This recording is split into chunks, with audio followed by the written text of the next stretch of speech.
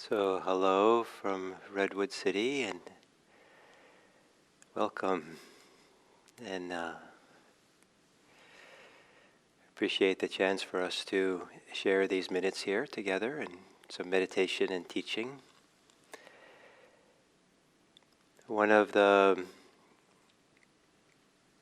significant aspects of mindfulness practice, meditation practice, and also the Brahmaviharas, the practice of these 4 forms of love, is that it can, if you would like, involve a life of purpose, a life of intentionality.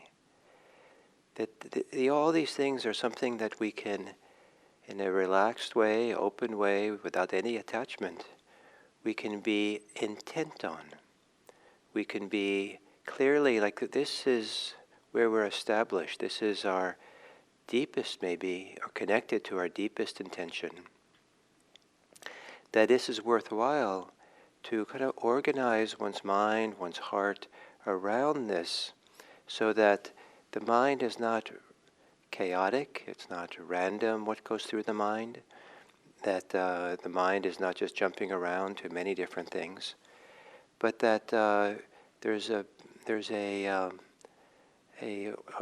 orientation of the mind. Yes, here this is what I'm about. Of course the mind might wander off and other things might concern us, but that there's a sense of the default, like this is important, this is the base, the foundation, the ground on which we stand. And in Zen they talk about the vow, that one lives with a vow. And since I understand this to mean a life of purpose, a life of this is what I value the most, and it's worthwhile being oriented towards it, and know one is doing so. Kind of like part of knowing oneself is knowing what we value the most, and yes. And so for this week, the topic is appreciative joy, rejoicing in the welfare and success and fortune of others. And we can do this with a sense of purpose. This is a worthwhile thing to do. And if we think that appreciative joy is somehow superficial or besides the point, it's one of the really important doors for deep insight and deep liberation. With the capacity for appreciative joy comes so many other inner developments, cultivations, goodness for ourselves. So we'll sit today, and I'll offer you, hopefully in a gentle way, the idea of sitting with intent. So to assume a meditation posture, and if you're already in your posture, you might want to kind of sway back and forth, side to side, and maybe arch your back a little bit, and see if you can kind of reestablish with a clear sense that of intent, that yes, with a big yes, this is the place where my attention will abide, here in this body, in this place, at this time. And then also with some modicum of intent, delightful sense of purpose and feeling of yes, you might then gently close your eyes.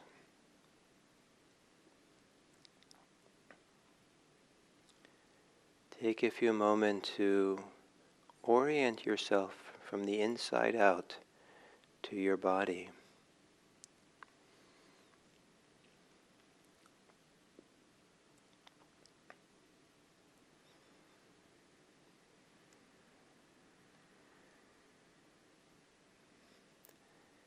And then to also with a relaxed intent, like this is the purpose of your whole being for these next few breaths. like nothing else is maybe more important, to take a few long, slow, deep breaths.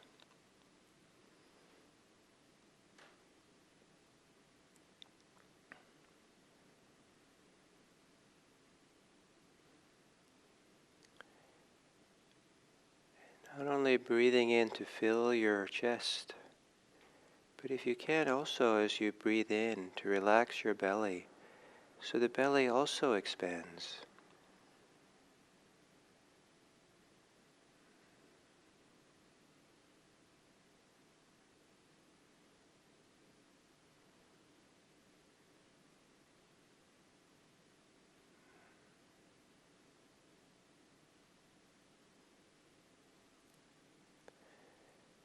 And with a sense of purpose, the sense of valuing relaxation, as you exhale, to soften and relax the body. Long exhale, relaxing and settling.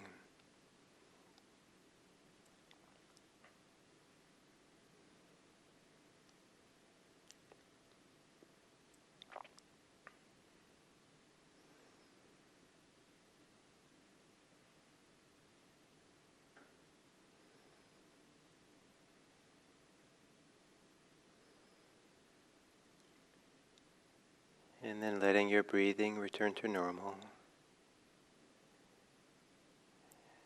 And then as if you're on a quest, a purposeful quest, a very valuable search. Maybe the most important thing for the next few moments. As you search around your body for where there's holding and tension. A delightful search. And then as you exhale, to relax your body.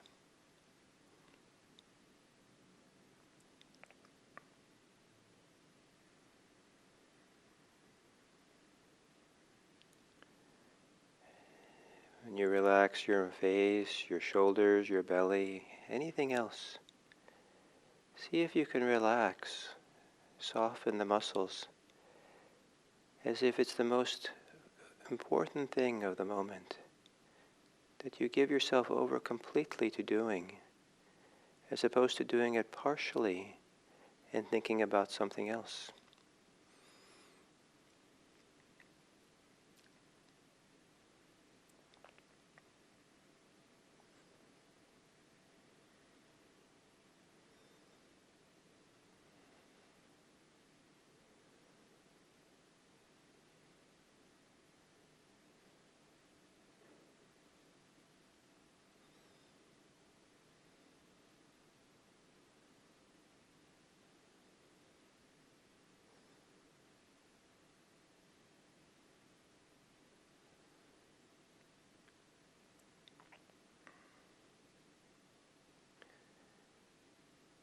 And then letting yourself be oriented around breathing.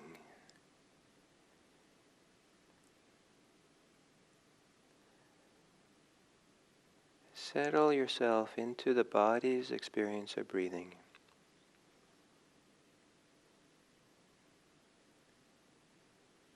And is there some way that for you, that's appropriate for you, that you can establish a sense of purpose or intent with breathing, with attending to your breathing? Not so that you're disappointed when the mind wanders off from the breathing, not with any stress, but with a clear intent, clear sense that this is what you're oriented to, this is the activity of this time and place, breathing.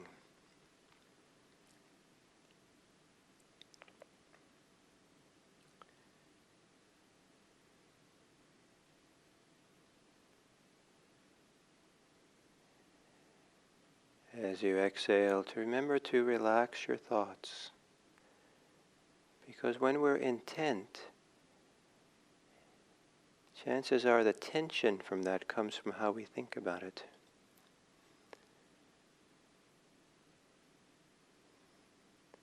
Maybe intent is a deep, inner engagement, embodied sense of purpose. Like we're making a choice to be grounded, established in the breathing, here and now.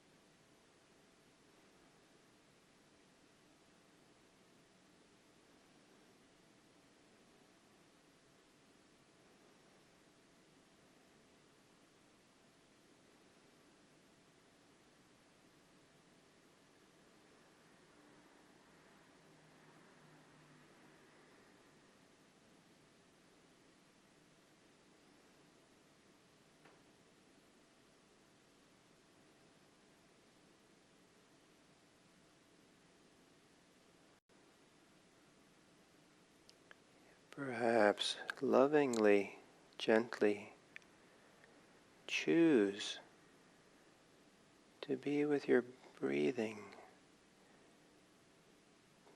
as the most important thing now. And all the other things you could be thinking about, while they're important at other times and places, they're not valuable now. It's okay to put them aside.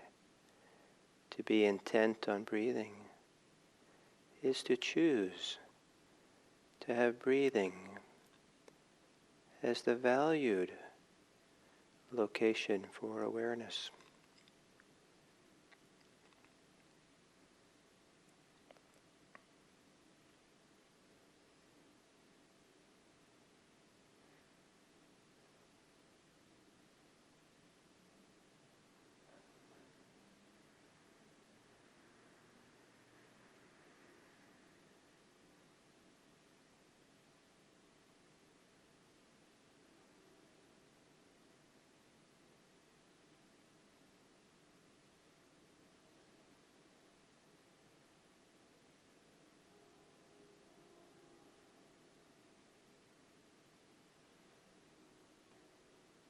To be intent to relax with the breathing.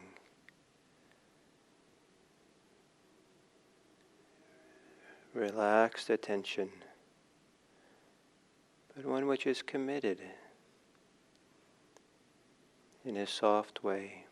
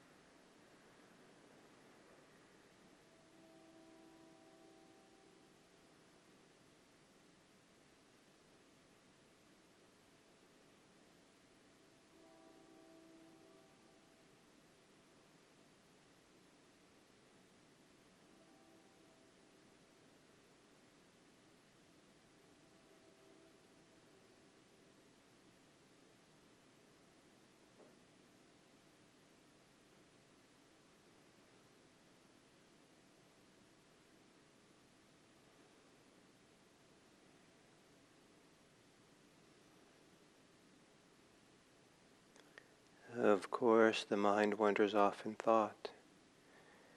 When it does so, one of the really wonderful, important events is that we have the ability to begin again with the breathing. Rather than being discouraged or upset that the mind wanders off, appreciate this wonderful movement of returning to the breathing.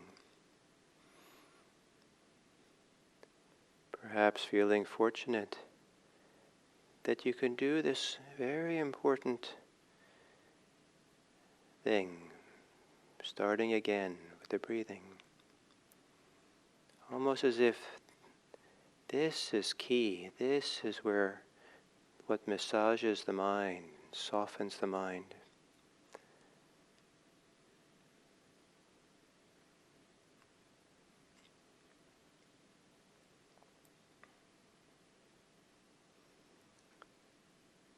When the mind wanders off in thought, maybe you can return to your breathing with an attitude of yes, yes, this is good, to start again. Appreciating rather than being discouraged.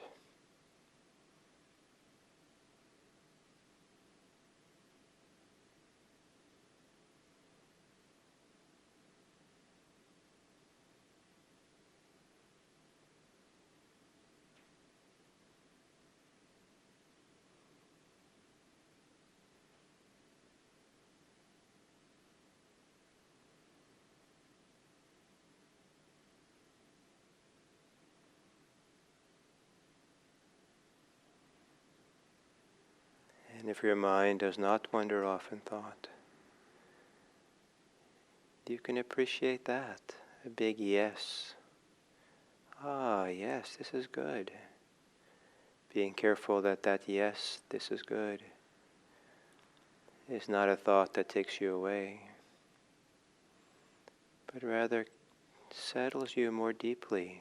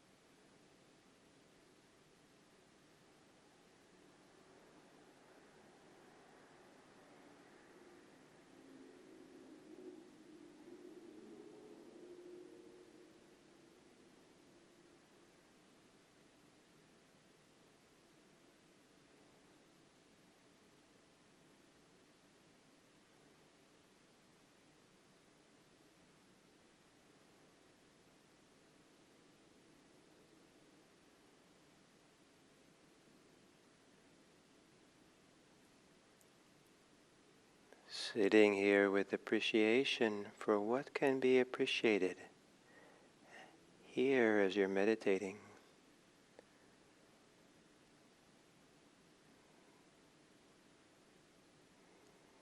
As part of the meditation, what can you appreciate that's happened already?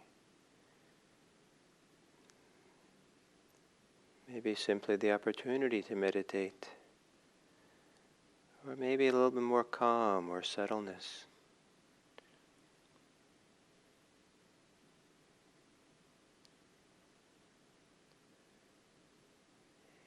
Whatever there is to appreciate,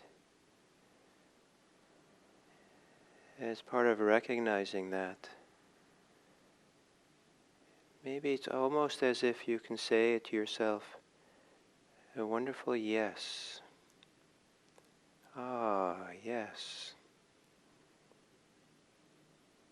In saying this, ah, yes, settling and opening more to what's happening here in your practice.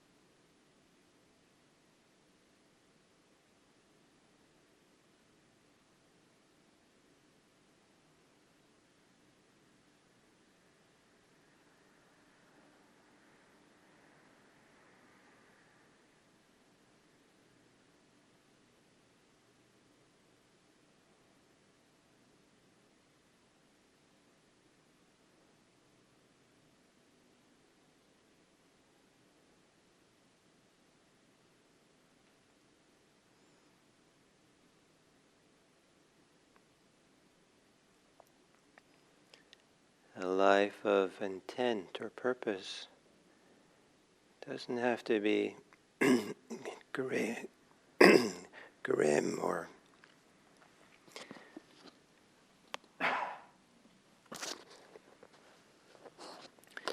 doesn't have to be grim or too serious. It can be a big affirmation of what we're oriented towards. A yes, an appreciation.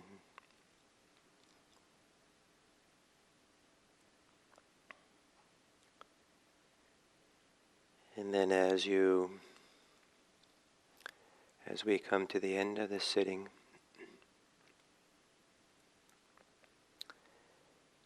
turn your attention outwards in whatever way it's easy for you, in your thoughts, your body, your heart, towards the world around you, to the people of your lives, to people of your communities, people across the land and across the globe.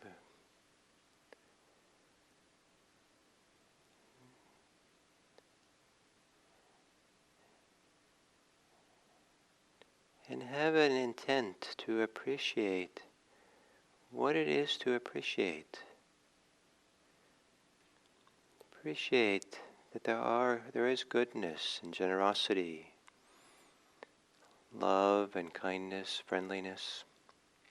In spite of what we read in the newspaper, there's probably more people who are doing good in the world. And for these few minutes,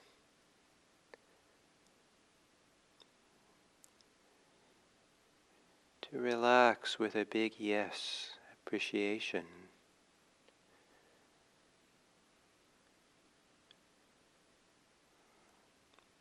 For what is good in this world of human beings.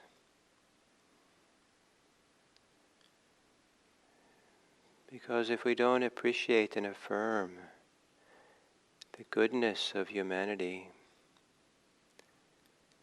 will we ever be able to pull ourselves out of the mud of suffering and violence?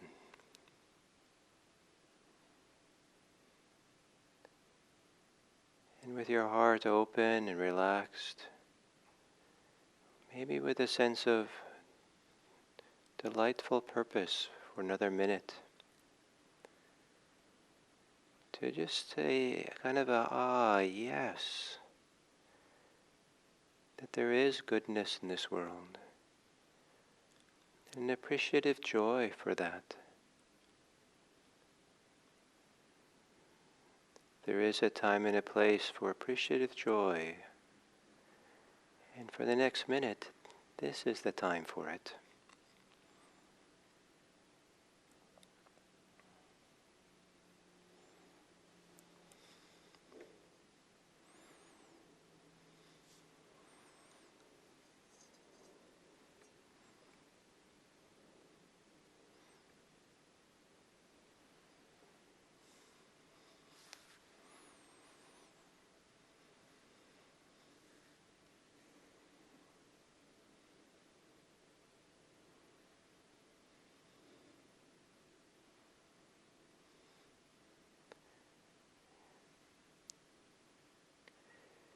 And may it be that on this day, these next 24 hours,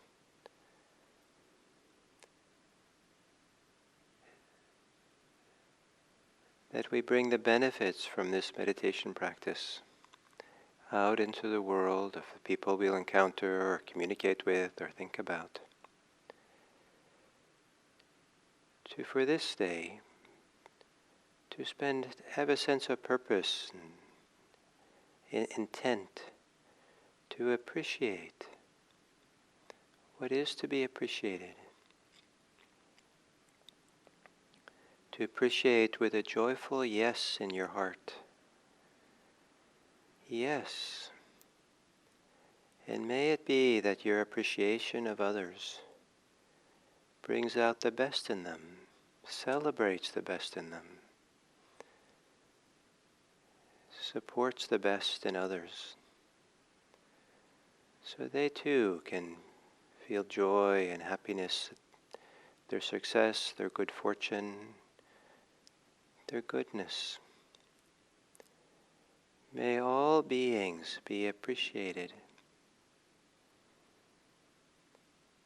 May all beings be valued.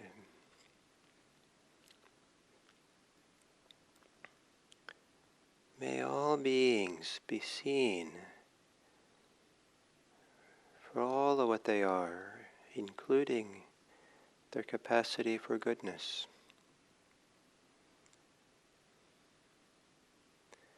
May all beings be happy. May all beings be healthy. And may all beings be free.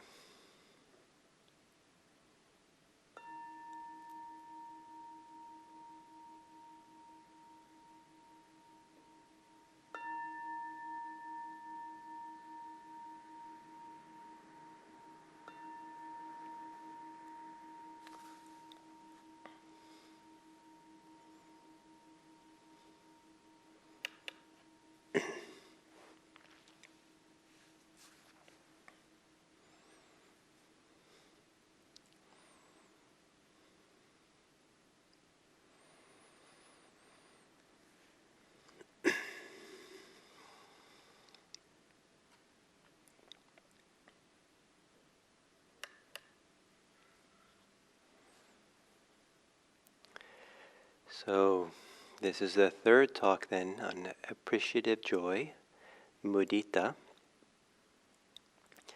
And all these Brahmaviharas come along with an intentionality, or a sense of, or an intent, or a sense of purpose, or an inspiration to really kind of gather ourselves, orient ourselves around these qualities.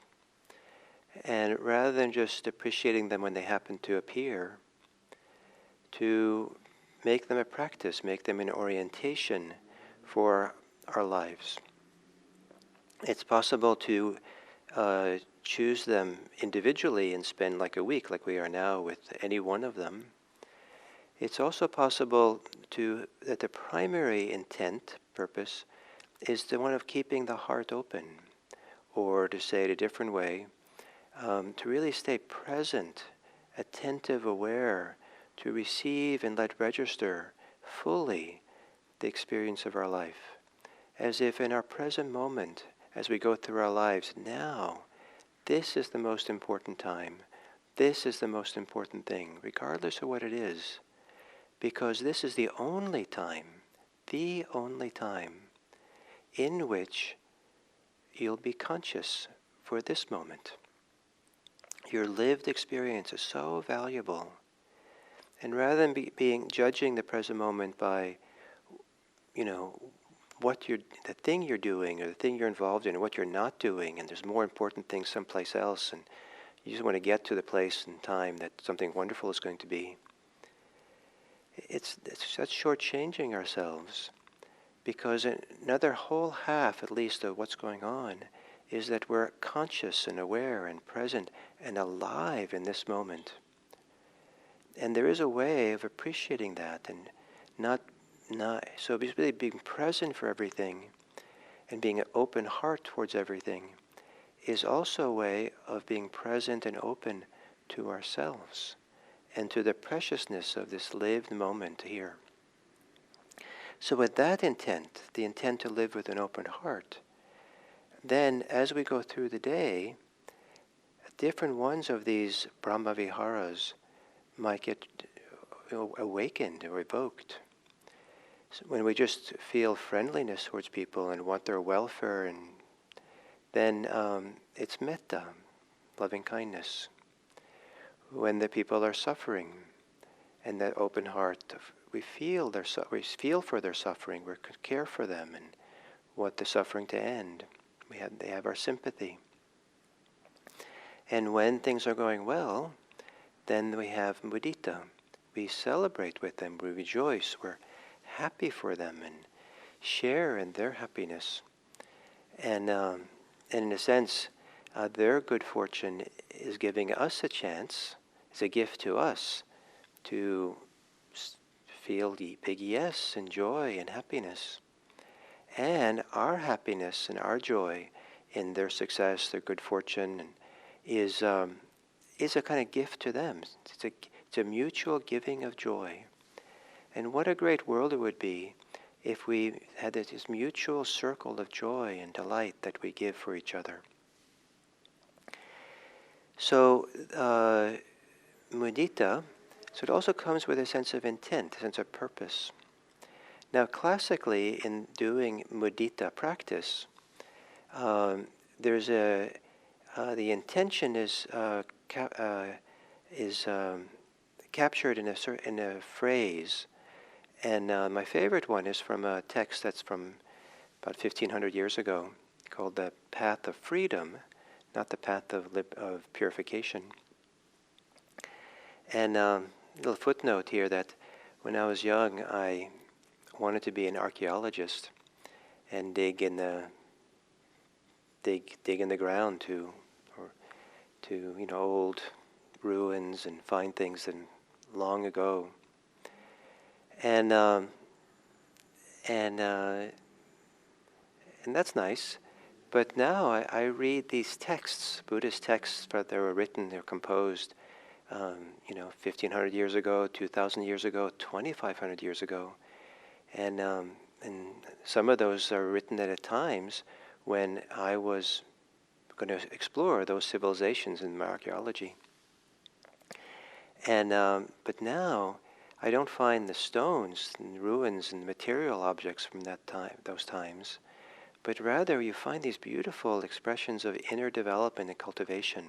How these people in the ancient world developed their hearts and their minds, and their what they valued and how they understood themselves from the inside out, something you can't really see so much from the archaeological stones that might be found. It's a little bit simplistic what I said, but if you're an archaeologist, but still this archaeology of the soul that kind of is found. And so in this ancient, 1500-year-old text, the expression, intentionality around mudita is said this way, sadhu. Sadhu is the Pali word for excellent. So sadhu, sadhu, sadhu. May this goodness, may this fortune continue for a long time. So this idea certainly is excellent. Sadhu, I like to think it's like the English, yes, yes. And that's just a happy exclamation of joy and affirmation of something. Yes. And may this continue for a long time. And this long time for me is very important because you're celebrating something that's worthwhile having for a long time. If it's simply some kind of pleasure, if it's simply, that someone has a chance to go to the amusement park and they're just really delighted by all the wonderful things there, after a few years of living in an amusement park, that's not going to be an ongoing source of happiness for a long time. It's a little bit conditioned about the excitement of the moment of being there. But there are some happinesses and joys and goodness which are sustainable, that nourish us and support us, that are worthwhile having for a long time. And to really kind of affirm that, to celebrate and enjoy, and may what's good in you, may what's good here continue for a long time. The same text talks about this movement of open-hearted affirmation of sadhu, of yes, as being an antidote for fear, or it's a movement of non-fear. And certainly we can reflect how many times maybe the unwillingness to appreciate others or to celebrate or really enjoy and affirm what's happening is that socially it's challenging, the implications of it, or will they take advantages of us, or it's embarrassing for us to do that, or it's inappropriate, and there's fear there. But to discover this way of living intent, purposeful life of mindfulness that's really here, we also, with time, learn how to be safe here, how not to pick up and react and judge and take in so much of what goes on in the world. And it's easier then to feel non-fear and just standing on our own 2 feet, not leaning in, not expecting anything, not pulling back, but kind of like, this may be the wrong term in modern United States, this idea of stand your ground, but stand your ground with a big, like your arms are open like this, like wide open, and you're certainly a safe person for people. And yes, how wonderful. May this continue for a long time. So in this more classical period of Theravadan Buddhism then, that as one does mudita practice, one then repeats this phrase, may people have, may this success continue. May the good fortune go on for people. Something like that. And so there's an intent there of support, of hope, of aspiration for this person to keep experiencing it. When I do it, it's not so much like this particular good fortune continue, but rather that this capacity that they had that led to it, this inner, deeper place that makes this possible for them to feel joy and happiness and well-being, may that place stay awake. May that place still operate them and be supported and recognized.